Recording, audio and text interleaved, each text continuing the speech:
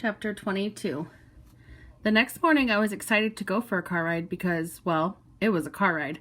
I also picked up some happy anticipation from Maya, so I knew we weren't going to work, because lately there hadn't been much happiness associated with that. But it wasn't until she stopped and opened the door that I realized where I was. Jacob's apartment. I ran ahead of Maya, bounding up the stairs and barking at the door, which I would never have done when I lived with him. I could smell Jacob inside and hear him moving to the door. He opened it, and I barreled into him, leaping and twisting joyously. "Ellie, how are you, girl?" "Sit," he commanded. I dropped my bottom onto the floor, but I didn't want to stay there. "Hi, Jacob," Maya said from the doorway. "Come on in, Maya," Jacob said. I was so thrilled to see Jacob, I sat by his side as he eased into a chair. I wanted to climb into his lap, and if it had been Ethan, I probably would have. But with Jacob, there was never any nonsense like that. I sniffed around the apartment while the two of them talked. My bed was gone, I noticed, but my scent was still in the bedroom, and I would have no problem sleeping on the carpet or in Jacob's bed if he wanted. Then I trotted back out to be with Jacob, passing by Maya, who reached a friendly hand out to stroke my back, and that's when it hit me. Going back to Jacob would mean leaving Maya. Dogs are not allowed to choose where they live. My fate would be decided by people, but I nonetheless felt torn inside, conflicted. Jacob was far better at work than Maya, but Maya didn't carry that inner core of sadness with her all the time. She felt genuine joy at Mama's house, where there were all the children to play with. Yet Jacob didn't have any cats. I had a clear purpose: to find, show, and save people. I was a good dog. Both Maya and Jacob were focused on work, and that meant neither one of them could ever love me with the utter abandon of Ethan. But Maya embraced me with an unguarded affection that Jacob never allowed himself to feel. I began to pace anxiously. "Do you need to go out?" Maya asked me. I heard "out," but she didn't say it with any enthusiasm, so I didn't react. "No, when she needs to do that, she sits by the door," Jacob said. "Oh, right. I've seen her do that," Maya said. "I just leave my back door open a lot of the time, so, she can come and go." They were silent for a bit. I eased into the kitchen, but as usual, the floor was antiseptically clean, free of anything edible. "I heard you're taking disability," Maya said. "Yeah, well, I've been shot twice in 5 years. That'd be enough for anybody," Jacob replied with a gruff laugh. "You'll be missed," Maya observed. "I'm not leaving town. I'm enrolled at UCLA, full-time. I only have a year and a half left for my law degree." There was another silence. A tiny signal of distress came off of Maya, something I'd noticed before when others tried to talk to Jacob, and instead wound up sitting there without saying anything. Something about him made people uncomfortable. "So when are you up for certification?" Jacob asked. I picked a neutral spot on the floor between the two of them and lay down with a sigh, unable to figure out what was going to happen. 2 weeks, but Maya trailed off. "But," Jacob prompted. "I'm thinking of resigning from the program," Maya confessed in a rush. "I just can't keep up. I didn't realize, someone else would probably be better." "You can't do that," Jacob said. I raised my head and looked at him curiously, wondering why he was feeling angry. "You can't keep switching handlers on a dog. Ellie is the best dog anyone has ever seen. You dump her like that, you could ruin her. Wally says the two of you have a rapport." I thumped my tail a little at my name and Wally's being mentioned by Jacob, but his tone was still very stern. "I'm just not cut out for it physically, Jacob," Maya said. I could feel anger stirring in her, too. "I'm not an ex-Marine. I'm just a beat cop who can barely pass the physical every year. I've been trying, but it is just too hard." "Too hard," Jacob glared at her until Maya shrugged and looked away. Her anger turned to shame, and I went over to her to nuzzle her hand. "What about how hard it would be on Ellie? Doesn't that matter?" "Of course it matters. You're saying you're not willing to work." "I'm saying I'm not cut out for this, Jacob. I don't have what it takes inside." "What it takes. Inside." I could sense that Maya was grappling with the rising tide of emotion that sometimes led to a flood of tears.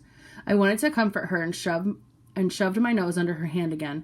When Jacob spoke again, he wasn't looking at Maya, and his voice was quieter. "When I was shot the first time, my shoulder was so messed up. I had to learn to use it all over again. I went to physical therapy every day, and there was this little 2-pound weight on a pulley, and that thing hurt. And my wife was in her final round of chemo. More than once I wanted to give up. It was too hard." Jacob turned his head and blinked at Maya. "But Susan was dying, and she never gave up, not until the very end. And if she could keep going, I knew I had to, because it's important. Because failure isn't an option if success is just a matter of more effort. I know it's difficult, Maya. Try harder." The same old dark pain swirled around inside Jacob like a storm, and the anger left him as if blown away by a gust of wind. He sagged in his chair, suddenly exhausted. Somehow I knew then that I wouldn't be staying with Jacob. He just wasn't interested in Find anymore. Sadness was flowing through Maya, but through it I felt a rising resolve, a strength like what came over her the day she took me running along the ocean. Okay, you're right, she told Jacob. Jacob petted my head when we left, saying goodbye without regret. That last glimpse I had of him was as he shut the door, and he wasn't looking at me. He and Maya had decided my fate, and it was up to me to do what they wanted. Later, Maya and I drove up into the hills. She ran until she was so tired she stumbled, and the next day after work we ran some more. It was gloriously fun, except that Maya often felt full of despair and pain by the end of the course. A few evenings later, we pulled into the driveway, and Maya was literally too tired to get out of the car. We sat there, sweat running from her face, with the windows open. I'm going to fail, Ellie. I'm so sorry, Maya said mournfully. I could see Emmett and Stella both watching from the window. They probably didn't even know what a car was. Tinkerbell, I assumed, had become alarmed at the sound of our approach and was cowering under something. Are you okay, Maya? Al asked softly. The wind was working against me, so I hadn't smelled his approach. I put my head out the window for him to pet. Oh, hi, Al. She stood up out of the car. Yes, I was just thinking. Oh, I saw you pull up in your car. Yes. So I came over to see if you needed any help. No, I was just running with the dog. I slid out of the front seat and squatted in the yard, staring pointedly at Emmett and Stella, who looked away in disgust. Okay, Al drew in a deep breath. You've lost weight, Maya. What? Maya stared at him. Al recoiled in horror. Not that you were fat, I just noticed in your shorts. Your legs look so thin. A gust of misery flowed off him, and he was backing away. I should go. Thank you, Al. That was sweet, Maya said. He arrested his retreat and stood up straight. In my opinion, you don't need to exercise anymore. You are perfect the way you are. Maya laughed at this, and then Al laughed. I wagged my tail to show the cats at the window that I understood the joke, and they didn't.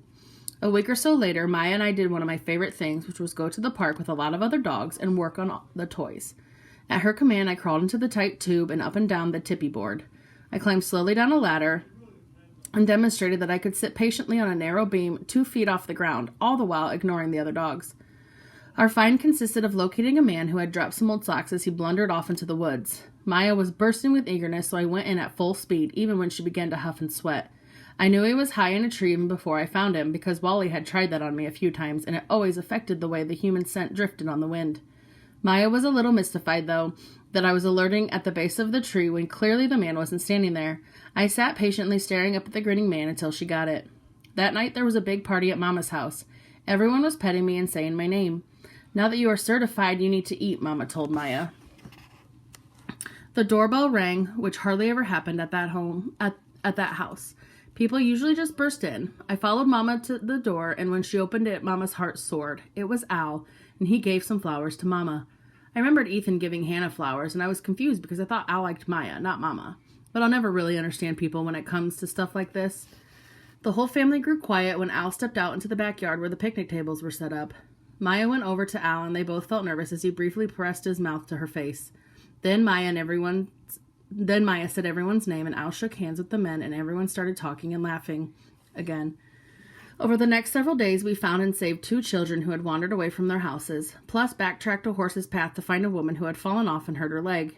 I remembered Flair dumping Ethan in the woods and wondered why people even bothered to own horses, since they were obviously unreliable.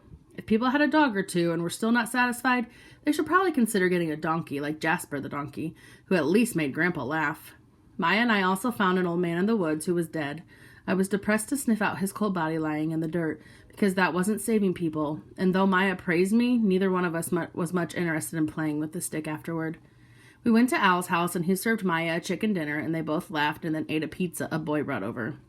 I sniffed at the chicken pieces Al put on the floor for me, and ate them more out of politeness than anything, since they were so encrusted with what tasted like soot. Later that evening, I could tell she was telling him about the dead man because her feeling of sadness was the same. Jacob and I had found a few dead people too, but it never made him sad, the same way that finding people and saving them never really seemed to make him glad. He just did the work, not feeling much one way or the other. When I thought about Jacob, I realized that his cold dedication to Fine helped me get over my separation from Ethan. There was no time for grieving. I had too much work to do. Maya, though, was more complex, and the way she loved me made me miss my boy.